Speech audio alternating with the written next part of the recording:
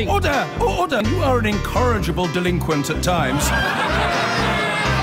Behave yourself, man!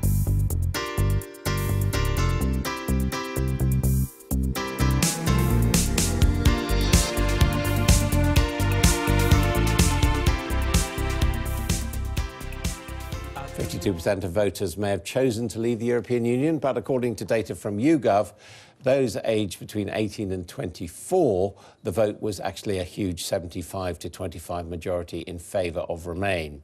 Well, joining me now is Femi Olawale, who is the co-founder of Our Future, Our Choice, a campaign group of young people who think Brexit is a disaster and should be stopped. Well, tell us about the campaign then. What are you going to do? We're going to mobilise young people across the country to basically say this is our future, it should be our choice. That's why we called it Our Future, Our Choice, or OFOC for short.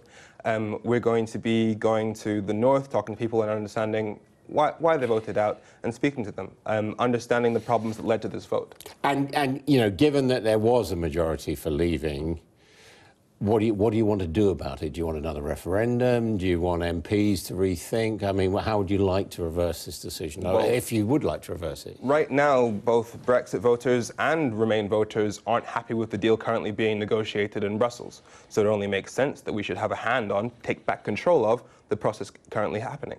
We should have a say in whether or not this deal is going to make our lives worse or better. So another referendum, effectively? Yeah, and there should be a vote. And are you confident that that would reject leaving the European Union? Well, as I said, the current deal being negotiated isn't seen favourably by anybody.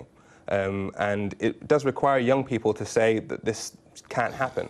I mean, the under 55 population of the UK voted to remain. So in 5 years' time, by absolutely anyone's maths, we have a population that voted to remain in the EU. And in that time, will we have completed Brexit? Will we have all our own laws? Can you re-legislate the UK in 5 years? No. Will we have all our own trade deals? Can you make trade deals with hundreds of other countries in the world in 5 years? No.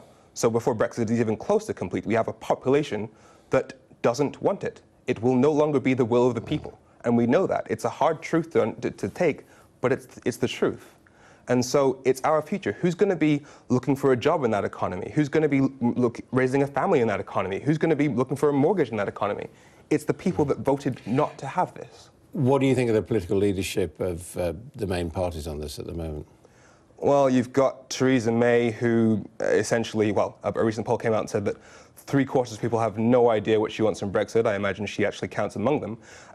And you have Jeremy Corbyn. I mean, OK, I have a background in human rights. I should be on Jeremy Corbyn's side, but I'm not entirely there. He's the most inspiring politician in terms of, I'm a lefty, so he should be my guy. But his stance on Brexit, allowing it to happen, is going to make lives harder for the very people he's trying to protect. If he wants an NHS that functions, he needs to make sure that we have an economy that functions and can support those public services. If he wants to make sure we have all the doctors we need, he needs to make sure we don't discourage EU migrants who currently make up relatively more of our doctors than we do. Yeah. So, would your first hope be that Labour, the opposition, shifts its position? Yes, it does need to. And we need young people. There's this stereotype that young people don't get involved in politics. And to be honest, I wouldn't have been involved in politics either until 2016, February, when I realised, oh crap, we've been debating this for months and nobody has bothered to explain what is the single market. And it can be done in 20 seconds. The single market is a system whereby you only need to make a single version of whatever you want to sell, and it will be legal everywhere in Europe. That means you can buy and sell your stuff a hell of a lot cheaper. Now, we could have had a conversation on that. We could have had a conversation, an informed debate on what the single market is. Instead, David Cameron chose to just say, you need the single market or the zombies will come. They could have had if you treat people like adults, they might actually listen to you. So I got pulled off the bench because having studied EU law, I realised, oh no, we're going in the wrong direction because our politicians haven't been telling us the whole story. And so young people need to just recognise that this is their future. It needs to be their choice. OK, a big case there, indeed, made by Femi Olawale. Thank you very much indeed.